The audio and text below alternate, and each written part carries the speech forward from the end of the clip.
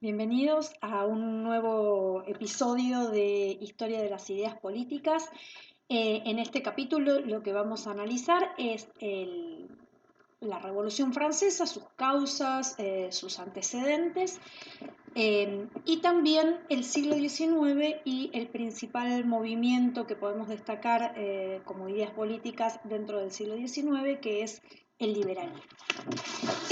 Este capítulo o estos acontecimientos que vamos a estudiar en esta oportunidad los voy a dividir en tres puntos, no cinco como hacemos siempre, sino en tres.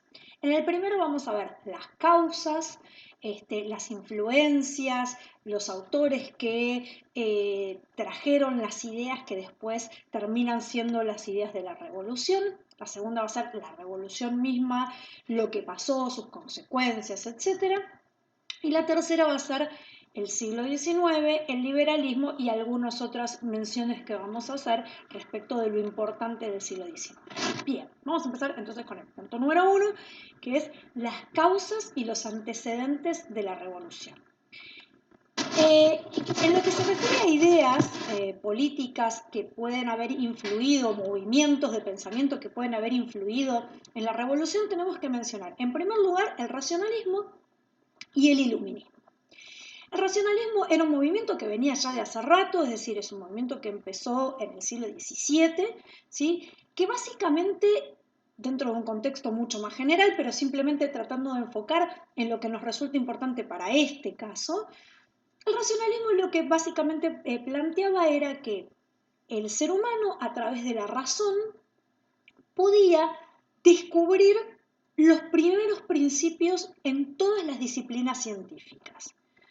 Esto arranca tal vez por las matemáticas o por la física, ¿sí? Pero esto después se abre hacia todas las ciencias y genera el convencimiento de que somos capaces, como especie, como seres humanos, somos capaces a través de nuestra razón de poder desentrañar todas las ciencias, es decir, podemos descubrir lo básico de todas las ciencias y a partir de ahí, o sea, descubrir todos los enigmas que esconden las ciencias y a partir de descubrir esos primeros principios, como si dijéramos en lo que es en la matemática, 2 más 2 es 4, o sea, una vez que descubrimos eso, podemos establecerlo en lo que se refiere al derecho y en la política, en cuerpos legales, en normas que van a reflejar esos primeros principios y que como esos principios no cambian, porque 2 más 2 es 4 desde la época de los griegos hasta hoy, si nosotros logramos encontrar en el derecho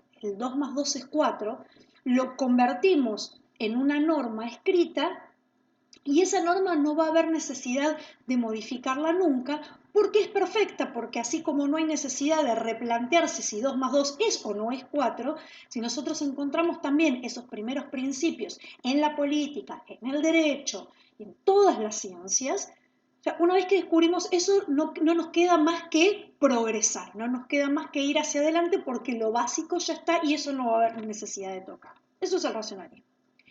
El iluminismo es lo que se conoce como el siglo de la razón. Al siglo XVIII se lo conoce como el siglo de la razón justamente porque después de todos los siglos de oscuridad, de censura, de control que había hecho la Iglesia sobre el conocimiento y la ciencia, lentamente habíamos ido viendo que de la mano de la astronomía, de la mano de Galileo y de la mano de otras ciencias, los científicos habían ido empezando a romper con ese control religioso que la Iglesia les había impuesto.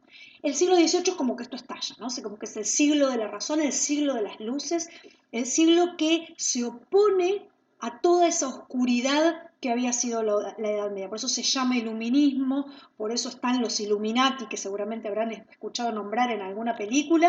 Es decir, este es el siglo de las luces, es el siglo en el que la razón, en el que el conocimiento, en el que la ciencia, todo lo que es el pensamiento y el conocimiento van a surgir ilimitadamente, ¿sí?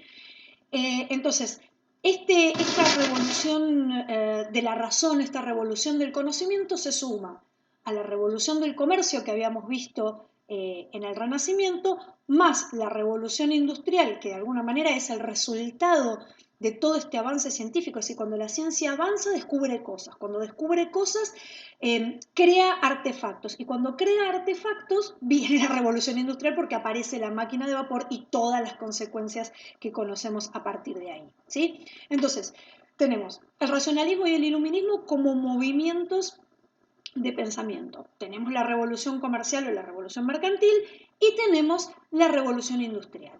Si sumamos estas tres cosas, tenemos que el protagonista de este periodo va a ser la burguesía, ¿sí? Así como en los periodos anteriores los protagonistas exclusivos eran los reyes, eran los caballeros, eran los nobles, los aristócratas, acá los que van a llevar la sartén por el mango van a ser los burgueses. Estos burgueses van a ser personas que viven en la ciudad, que viven en las ciudades, que se dedican al comercio, que se dedican a profesiones liberales, es decir, son una clase media, si se quiere decir, educada, rica, ¿sí? Que accede al conocimiento, que accede a determinado nivel de vida y que quiere más, que quiere entrar a disputarle a la nobleza todos los privilegios que ésta todavía ostenta. Hablando básicamente del iluminismo y llevando esta cuestión a nuestra disciplina, el derecho fundamentalmente, es el iluminismo, a partir de las ideas de los autores del iluminismo, que aparecen muchísimos de los principios que nosotros hoy consideramos básicos, ¿sí? Por ejemplo, todos los principios del derecho penal, las garantías en el proceso, la abolición de la tortura como medio para obtener confesiones, la igualdad de las penas, la proporcionalidad de las penas, que los juicios sean públicos. Todo eso se va construyendo a partir de las ideas que los autores iluministas van de a poquito introduciendo y que se van instalando como verdades absolutas. Es decir, a partir de este momento nadie va a decir, no, la tortura está bien, es un buen medio para castigar o para obtener confesiones.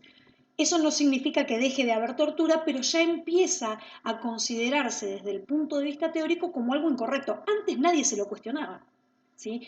Antes nadie se cuestionaba que debiera haber garantías en el proceso que le permitieran al acusado o al imputado poder defenderse, poder tener un espacio donde el juez lo escuche para saber si realmente tiene algo para decir. Bueno, todas estas cuestiones que hoy son esenciales, hasta este momento nadie se las cuestionaba, o sea, eran así, si no se lo escuchaba al reo, que se joda, es decir, no había un cuestionamiento moral de si las cosas debían ser de otra manera, hasta que el iluminismo empieza a cuestionar estas cosas y empieza a establecer la idea de que las cosas tienen que ser de otra manera, es decir, como son ahora, ¿sí? Entonces, esto por un lado.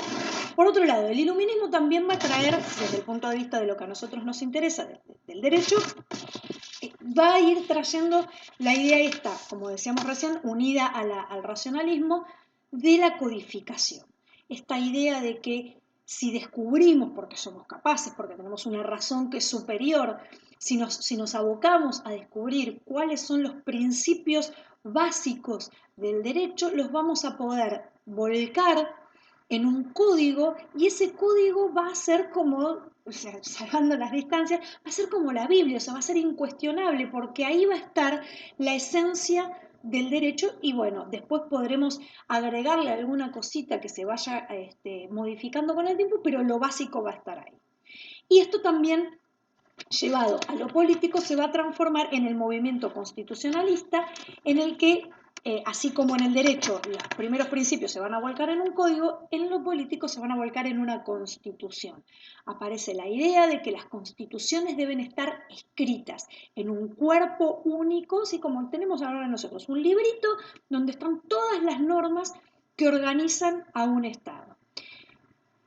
Estas constituciones no pueden tener cualquier contenido, ¿sí? Porque por todas estas ideas que venimos comentando, que planteaban los iluministas, esas constituciones debían tener determinadas características, ¿sí? O sea, por un lado debían organizar el Estado, debían plantear la división de poderes, debían limitar el poder del Estado para que no avasalle los derechos y las libertades individuales, y esos derechos y esas libertades individuales no solo debían estar reconocidas y garantizadas por el Estado, sino que además debían estar incluidas en esa Constitución para que nadie pudiera faltar al cumplimiento de esos derechos y garantías. Algo así como la Constitución que nosotros tenemos ahora. O sea, esto que para nosotros es cuestión de todos los días, es un aporte del movimiento iluminista en el siglo XVIII. Recién en este momento van a aparecer las constituciones escritas con las características que tienen hoy en día. Si quisiéramos mencionar algunos autores que sean directamente influyentes en lo que fueron las ideas que van a alimentar la Revolución Francesa, obviamente vamos a mencionar a Rousseau, del cual ya hablamos cuando estuvimos hablando del contractualismo, y para mencionar otro autor podemos mencionar a Montesquieu. Montesquieu en su obra El espíritu de las leyes lo que busca es hacer una lucha denodada contra el despotismo, contra estos resabios de la monarquía absolutista que todavía primaban en Europa y que realmente, vamos a decirlo con honestidad, no es que porque aparecen todas estas ideas de un día para el otro, todos los países de Europa se vuelcan de la monarquía absoluta a gobiernos más templados o más limitados. Esto es una lucha, es una batalla día a día, siglo a siglo, en la que como que van aportando cada uno su granito de arena y ese granito de arena se va transformando en una montaña que en algún momento va a ocasionar que los regímenes políticos de Europa vayan virando hacia una cosa más moderada, más limitada, más constitucional, que las monarquías dejen de ser absolutas, etc. Igual vamos a llegar al siglo XX todavía, que ya lo vamos a ver más adelante, vamos a llegar al siglo XX todavía con monarquías de tipo absoluta, etc. Por eso digo, estos aportes no los veamos como que, porque Montesquieu dijo tal cosa, de un día para el otro todos los países adoptaron estas ideas y las llevaron a la práctica. Es simplemente ver cómo, porque alguien dijo que el poder debía estar dividido en órganos, como fue Montesquieu, eso va calando en la mente y en las ideas del pueblo, del pueblo educado, del pueblo que tenía un acceso a estas ideas, que no era todo desde ya, pero va generando este sedimento en el que estas ideas pasan a ser aceptadas, pasan a ser verdades y en el que la gente que está convencida de que esto es verdad empieza a luchar para que esto se vuelva realidad. Entonces, ¿cuáles eran las ideas que plantea Montesquieu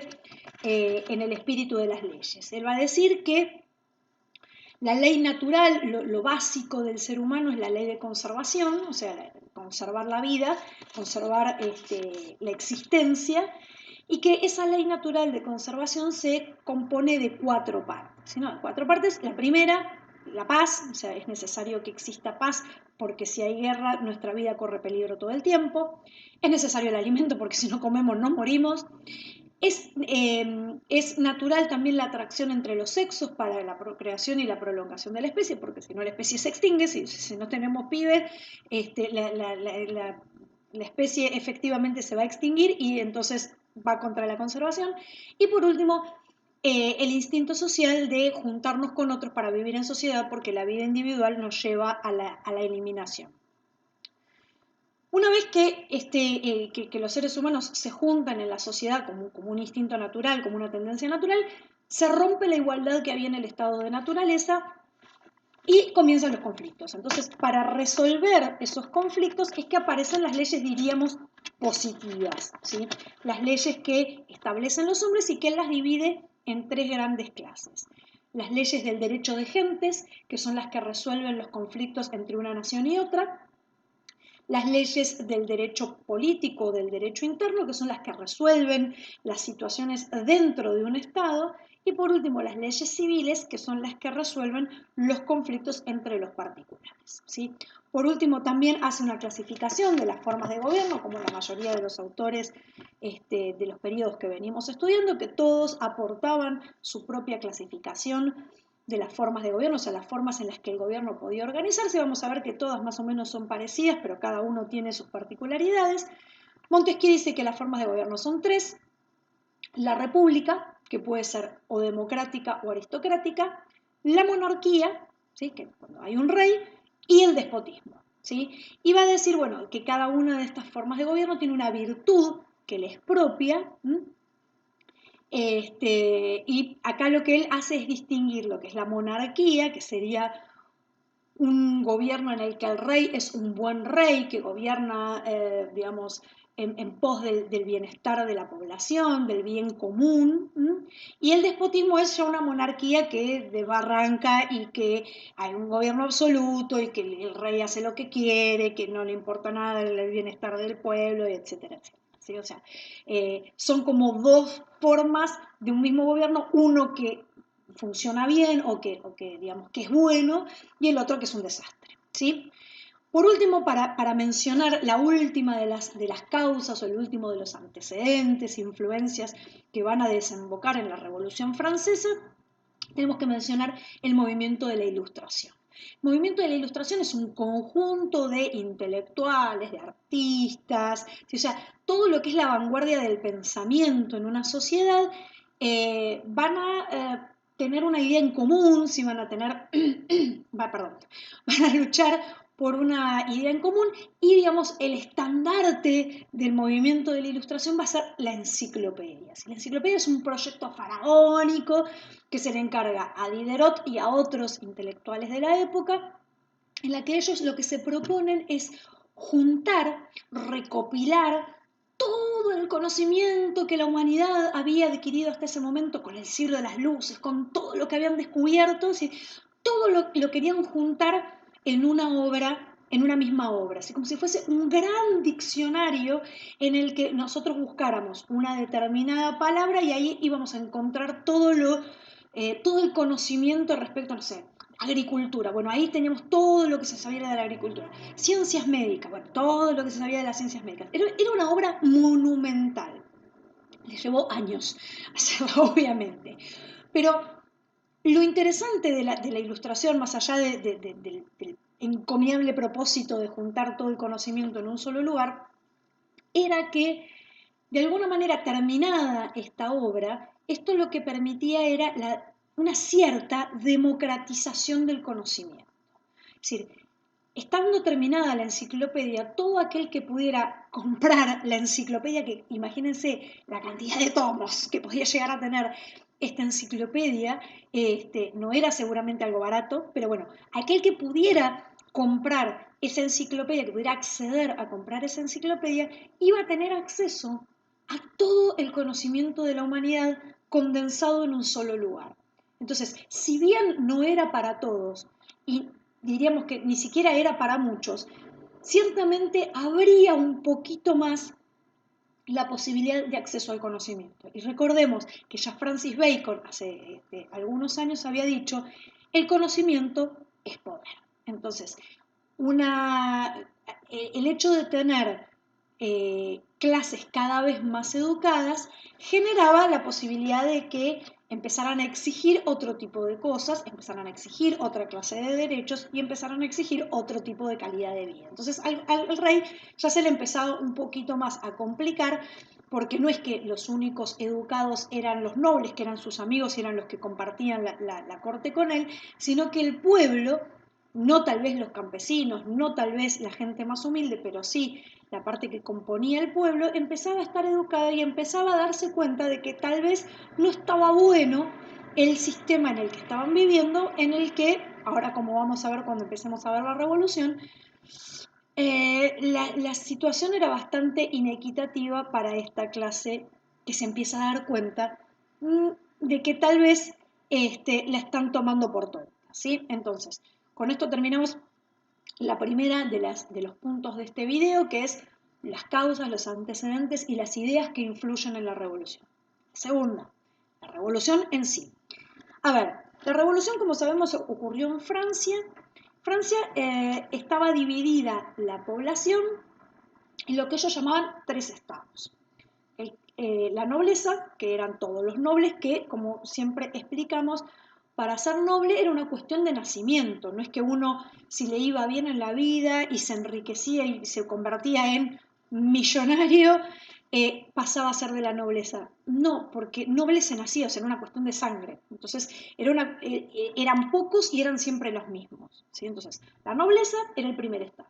El segundo estado era el clero, que era la iglesia, ¿sí? Que tenía un montón de privilegios y un montón de beneficios dentro del Estado francés. Y el tercer estado, lo que se llama el tercer estado, era el pueblo. A ver, en este pueblo tampoco era que estaban todos, ¿no? O sea, el pueblo era la burguesía, las clases medias más o menos acomodadas, las clases educadas, no incluía a los pobres más pobres o tal vez a los campesinos analfabetos, etc. Pero bueno, el pueblo tenía ya una, digamos, una representación en las clases sociales. ¿Cuál es la idea? La organización política de Francia, dividida así en estos tres estados, establecía que cuando el rey quisiera, no sé, por ejemplo, voy a poner el ejemplo concreto de lo que sucedió, quería establecer nuevos impuestos, tenía que convocar la asamblea en la que participaban los tres estados y escuchar los reclamos, los pedidos, digamos, las quejas, si queremos decirlo, del pueblo a cambio, ¿sí? Como una contraprestación por el impuesto que les iban a imponer. Es decir, si bien no es que se le daba a elegir a la gente que votara si quería o no quería pagar este impuesto, no pasa por ahí, sino que a cambio del impuesto que les iban a poner, lo que se esperaba como una cuestión de cortesía o de contraprestación era que el rey escuchara lo que el pueblo tenía para decir. ¿Sí? Entonces, era necesario en estos casos convocar a esta asamblea. Porque, ¿qué es lo que pasaba? De estos tres estados, el único que pagaba impuestos era el tercer estado. La nobleza no pagaba impuestos. O sea, si bien eran los más ricos, esta idea que nosotros tenemos en la actualidad de que los más ricos deben pagar más, bueno, no existía. La nobleza no pagaba. O sea, a pesar de que era la minoría más rica de la sociedad, no pagaba impuestos. La iglesia tampoco. A pesar de que tenía muchísimas tierras, a pesar de que tenía muchísimos bienes, a pesar de que tenía muchísimas riquezas, no pagaba impuestos. Todos los impuestos, todo lo que gastaban y lo que consumían las otras dos clases, lo sustentaba el tercer estado. Entonces, de alguna manera se estaban empezando a sentir estafados, ¿no? O sea, decía, para, un poquito, nosotros pagamos con nuestro trabajo, con nuestros impuestos, pagamos el nivel de vida y de derroche que tiene el rey, la corte, los nobles, la iglesia, y esto no ponen un mango. ¿Sí? Entonces, bueno, ya no, empezó a no gustarles tanto. Sucede que a raíz de, ¿se acuerdan que habíamos hablado de la Revolución Norteamericana en la que ellos deciden independizarse de Inglaterra? Y obviamente cuando una colonia decide independizarse no es que el país que los está colonizando dice, bueno, qué interesante, los niños ya crecieron, se van a independizar, que te vaya bien, te deseo éxito. No, funciona así. Cuando una colonia se quiere independizar, el país, la metrópoli, hace guerra, o sea, manda los ejércitos y trata de reprimir a toda costa el levantamiento. Nos pasó a nosotros y le pasó también a los Estados Unidos. Entonces, Estados Unidos se va a meter en una guerra contra Inglaterra para lograr su independencia. Francia, que fue el enemigo histórico de Inglaterra, se va a poner del lado de Estados Unidos. ¿Sí? O sea, va a apoyar a Estados Unidos en su guerra contra Inglaterra por la independencia de Estados Unidos. Esta guerra en la que se vuelve a meter Francia requiere financiamiento. Como toda guerra necesita plata para poner en los gastos que requiere una guerra.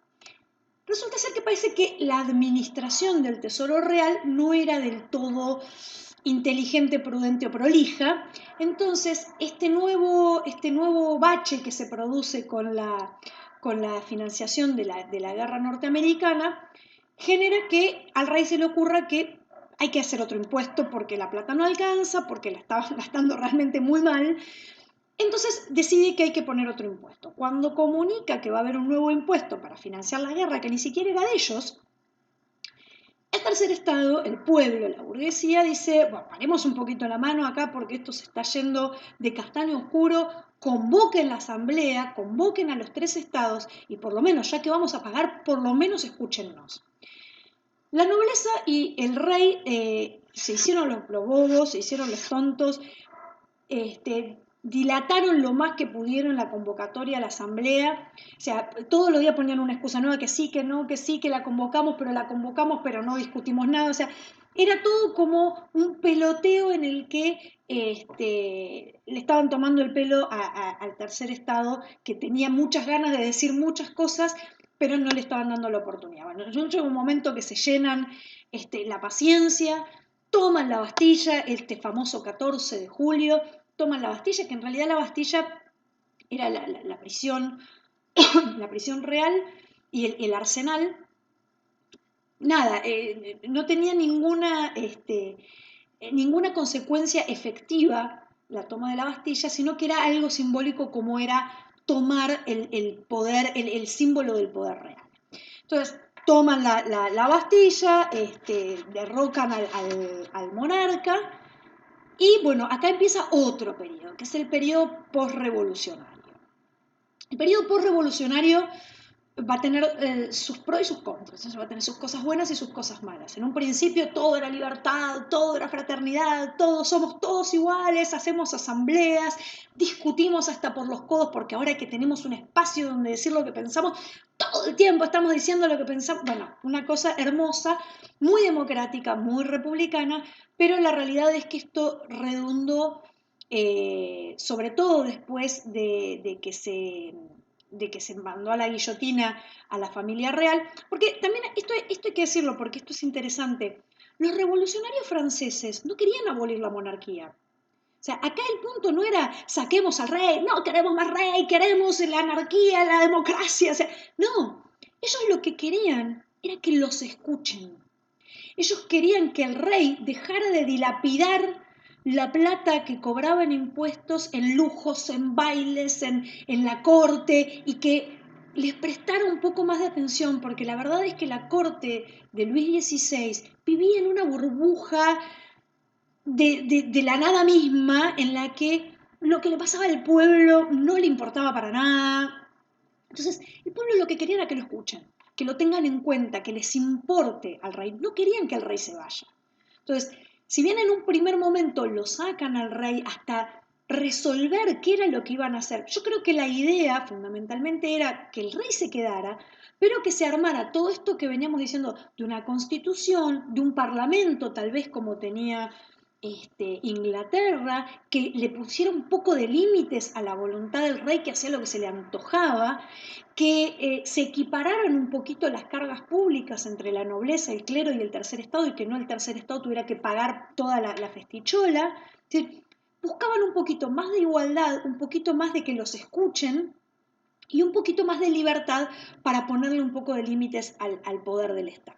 Yo creo que esto era lo que ellos estaban buscando. Bueno, la cuestión deriva en que lo terminan matando al rey por cosas que van pasando, terminan matando al rey y la cosa se descontrola, se va todo al garete, y viene lo que se llama el periodo del terror, que es, bueno, la revolución a ultranza, todo aquel que hable en contra de la revolución, guillotina, o sea, terminan matando como 10.000 personas en no sé cuánto tiempo, o sea, se transforma en un horror, ¿sí? Realmente se les va de las manos de una forma que dio miedo, ¿no? Y a ellos mismos les dio miedo porque estuvieron 10 años con estas idas y vueltas en las que la República no terminaba de consolidarse, no terminaba de asentarse como una forma de gobierno, se habían quedado sin monarca, la República no le estaban encontrando la vuelta, era todo un desorden, era toda una anarquía, la cosa tampoco funcionaba de esa manera, hasta que llega Napoleón, que es nombrado después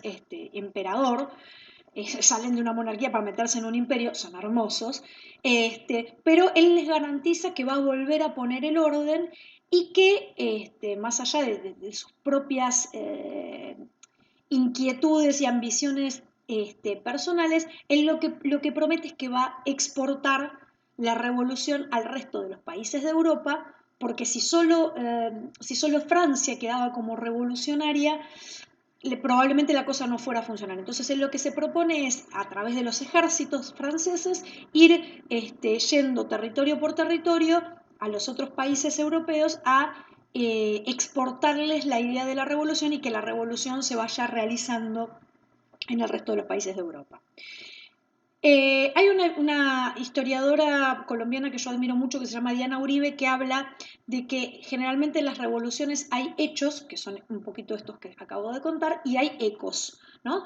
Que son las consecuencias a mediano y largo plazo que tienen estos acontecimientos. Las consecuencias que podemos mencionar de la Revolución Francesa son las siguientes. En primer lugar, el cambio en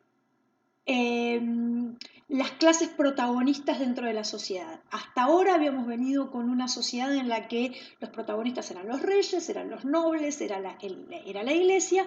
A partir de que la revolución triunfa, más allá de todas estas cuestiones negativas que yo comenté después, era irreversible la revolución, ¿sí? O sea, lo que había pasado ya no podía volver atrás. Gana la burguesía el protagonismo exclusivo dentro de lo que es la sociedad. La burguesía se va a transformar en la clase social por excelencia, en la clase social a la que hay que conquistar para tener el poder. Empieza a tener muchísimo poder la burguesía, como es hasta hoy en día. Y lo curioso de esto, de estos burgueses tan revolucionarios, que golpearon las paredes de la Bastilla hasta que lograron derrocar la monarquía en pos de la igualdad, en pos de la libertad, cuando las clases sociales que estaban por debajo, es decir, los proletarios, los campesinos, la gente más humilde, dijo, es el momento de agarrar las armas y vamos a revolucionarnos todos porque nosotros también queremos lograr la igualdad y queremos lograr la libertad. La burguesía, que ya se había acomodado muy apropiadamente en el control del poder de la política y de la sociedad, le dijeron, no, para un momentito, la revolución llega hasta acá. La revolución es para lograr igualdad para nosotros. Ustedes no. Esto es lo que después va a generar que aparezca Marx con todas sus ideas, pero bueno, eso lo vamos a ver un poquito más adelante. ¿Sí? O sea, ellos eran muy revolucionarios para ellos, pero cuando los que estaban abajo quisieron lograr lo mismo, le dijeron, ya está, la revolución es hasta acá. Entonces, la primera consecuencia es que la burguesía se consolida como la clase social más preeminente y más influyente dentro de la sociedad. Segundo, dictan la Declaración Universal de los Derechos del Hombre y del Ciudadano. Si bien la Constitución norteamericana tenía toda una parte, que ya lo comentamos, en la que se ponía la declaración de los derechos que tenían las personas, las libertades, las garantías, etc., esa constitución no tenía la pretensión de alcanzar más allá del territorio de los Estados Unidos. Los franceses hacen todo a lo grande, dice, la declaración es universal. Ellos pretendían que esos derechos que ellos estaban plasmando en ese documento fuesen reconocidos y garantizados para todos, en todos lados, siempre.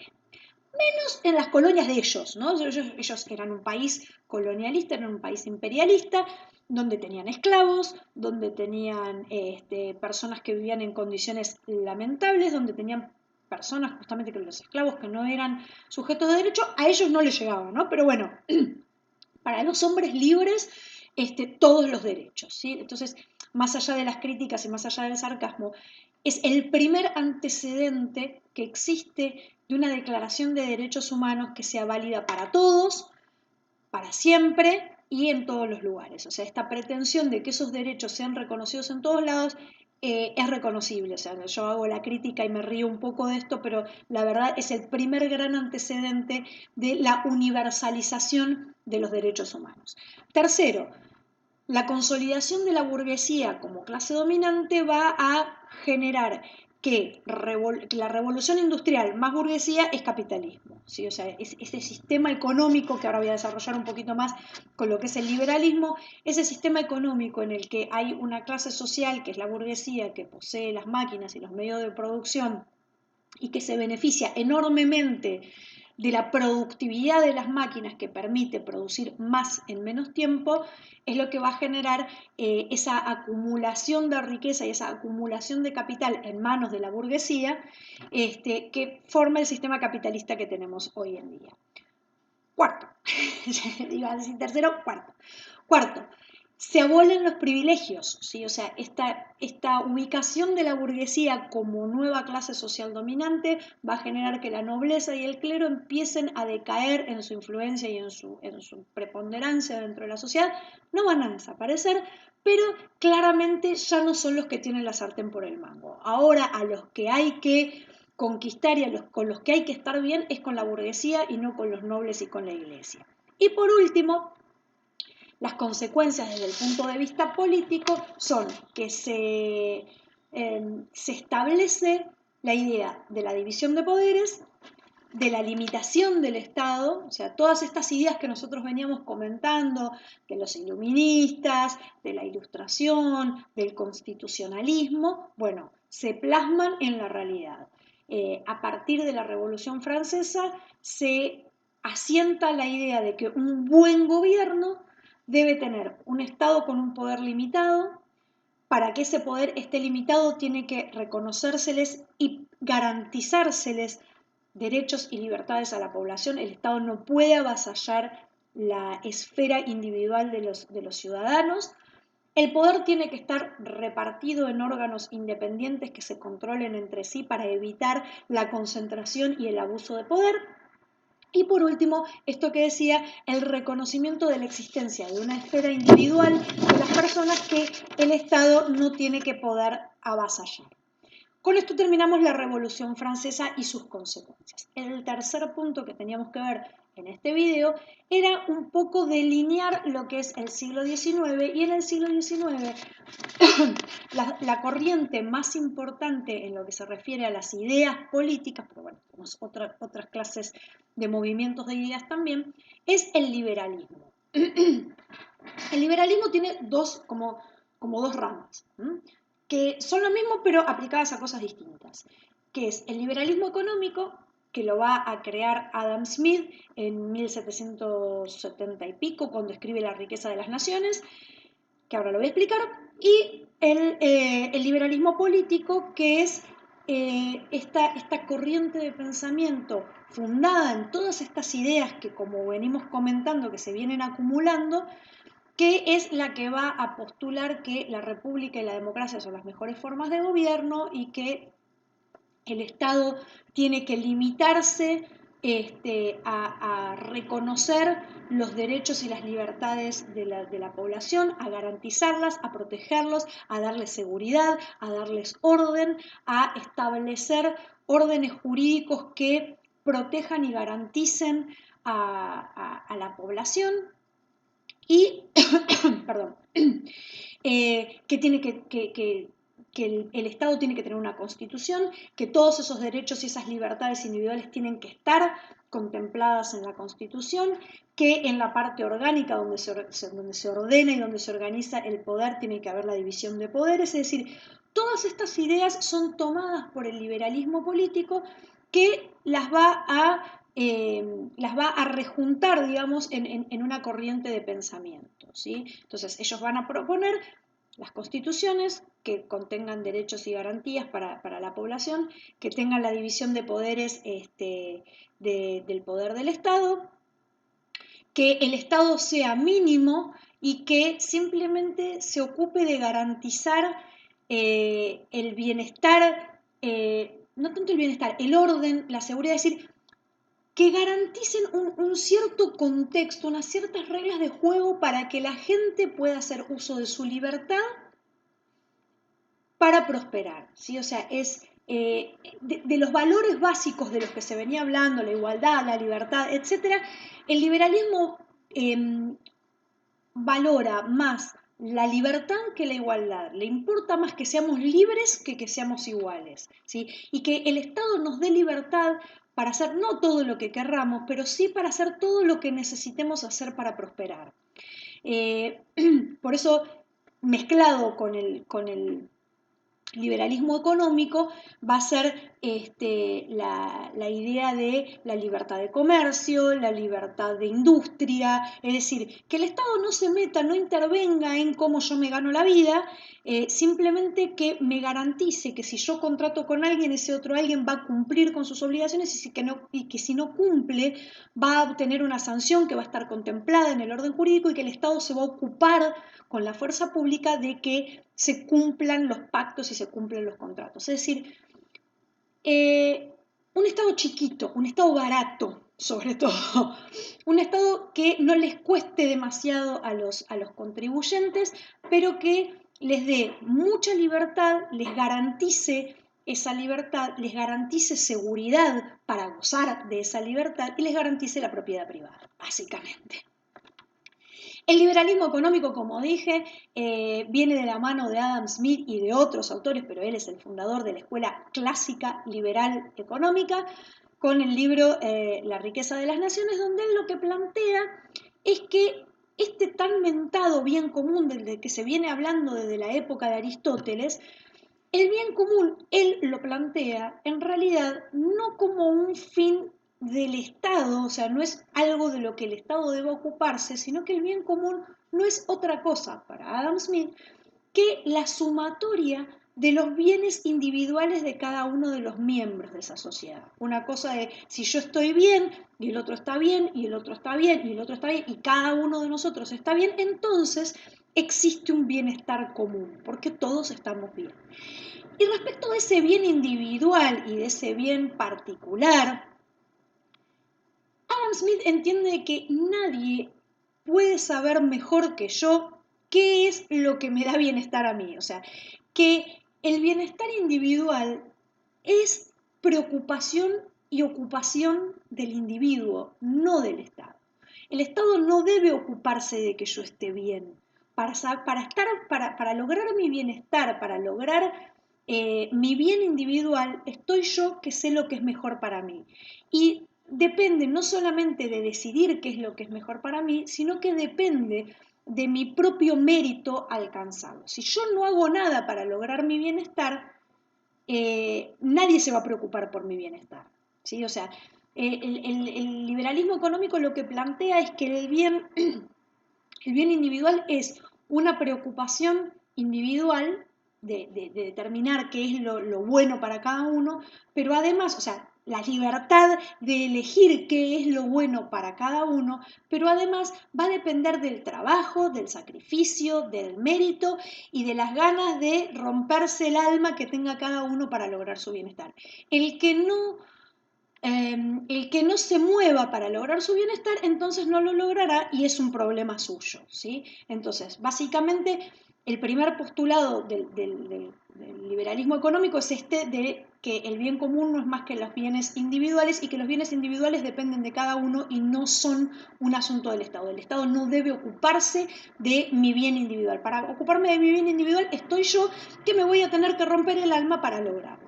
El Estado lo que me tiene que garantizar son condiciones en las que yo, con mi sacrificio, con mi esfuerzo y con mi trabajo, pueda alcanzar ese bien común porque el resto del contexto funciona porque eso es lo que me garantiza el Estado. Un espacio y un contexto en el que las cosas funcionan bien para que si yo hago las cosas bien, entonces me va a ir bien. Ese es el primero. El segundo es la idea de que el mercado, la economía, funciona por reglas que son propias, ¿sí? O sea, esto de la idea de la oferta y la demanda, que la descubre justamente o la plantea por primera vez Adam Smith, él lo que dice es que el mercado, la economía, funciona y se autorregula con esta mano invisible del mercado, que son reglas propias de la economía que hacen que las cosas funcionen de una manera o de otra. Por lo tanto, si el mercado y si la economía tienen sus propias reglas para manejarse, no necesitan de la regulación por parte del Estado. El Estado no tiene que meterse en la economía de los privados para decirle cómo deben hacer las cosas, porque cuando el Estado se mete a modificar esas reglas que regulan el mercado, hace lío, ¿sí? Entonces, lo que el Estado, los liberales dicen es que el Estado no tiene que meterse en la economía, no se tiene que meter con los individuos individuos tienen que tener un amplio espacio de libertad y por lo tanto, lo mismo que decían los liberalistas, los liberales políticos, es que el Estado tiene que ser chiquito, tiene que ser barato, tiene que meterse en poco, o sea, es un Estado minimalista. Es un Estado que deja hacer, todo es el Estado del laissez-faire, del dejar hacer. O sea, es un Estado que tiene que dejar hacer a la población, a los privados, a la empresa, tiene que dejar hacer a ellos lo que sea mejor para ellos y el Estado simplemente garantizar la seguridad, la justicia, o sea, la seguridad tanto interior para que no haya desorden, para que se cumplan con los contratos, para que se cumpla con las leyes, la justicia y la seguridad exterior, es decir, protegernos de las invasiones o las guerras con otros países. Pero eso es todo lo que el Estado tiene que hacer. Después es todo cuestión de los individuos. Entonces, este liberalismo que es el movimiento más influyente del siglo XIX, va a ir calando hondo esto que yo decía antes de la idea de que la democracia es la mejor forma de gobierno, de que las constituciones son necesarias para limitar el poder del Estado, van a ir calando hondo y a pesar de que,